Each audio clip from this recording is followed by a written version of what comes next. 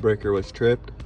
I checked the system over. The hard start kit, capacitor, high voltage, compressor, fan motor was all good. Nothing was out of the ordinary.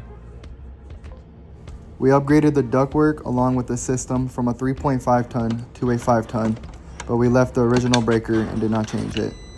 The original system called for a 40 amp breaker, but this new one requires a 60. Once that was changed out, everything should be good to go. As you can see here, the data sheet recommends a 60 amp circuit breaker, and the compressor amp draw is a 17 out of 27.